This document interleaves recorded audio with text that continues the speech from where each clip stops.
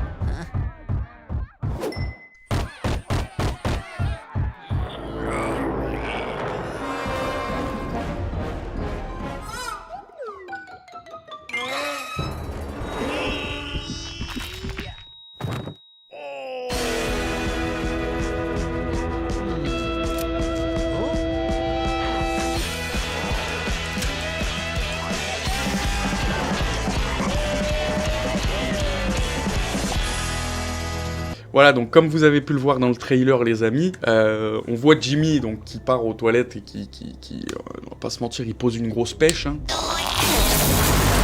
Il ouvre une faille spatio-temporelle. Donc avec un singe qui vient de l'époque médiévale, avec cette fameuse boîte et la clé.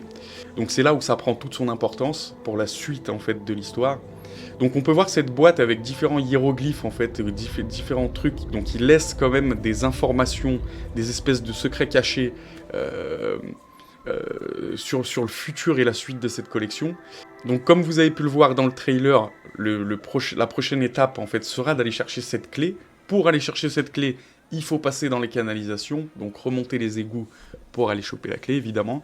Donc il y a une canalisation pleine de débris et tout ça, il va falloir esquiver les débris, ramasser des espèces de petits trucs, en fait, dans la canalisation pour pouvoir avoir le plus de points possible.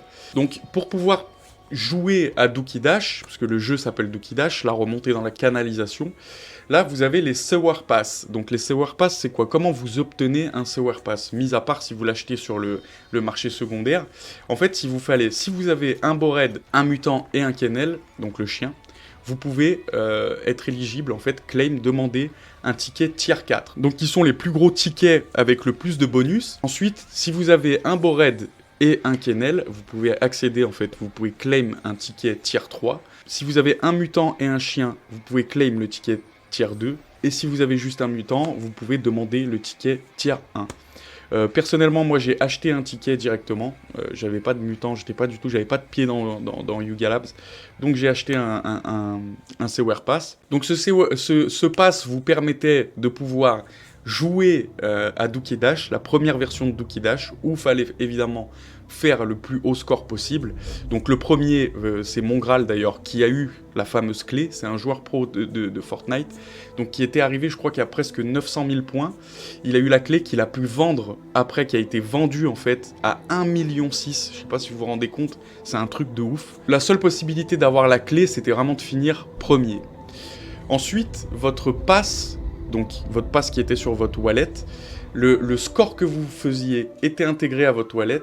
Et en fait, pour l'étape d'après, vous verrez que c'est super important. Donc ensuite, il y a eu la partie 2 de Dookie Dash. Donc là, alors si le mec qui a développé la partie 2 de Dookie Dash, il a jamais pris de drogue psychédélique. Tu t'en vas maintenant, tu rentres, parce que t'es vraiment enculé dans des vaisseaux de lumière dorée. J'arrête la crypto, les gars. Vous allez voir dans l'extrait, c'est incroyable. Donc, cette partie 2, c'était pour ceux surtout qui n'avaient pas joué à la partie 1 et qui n'avaient pas pu faire de score pour leur premier ticket.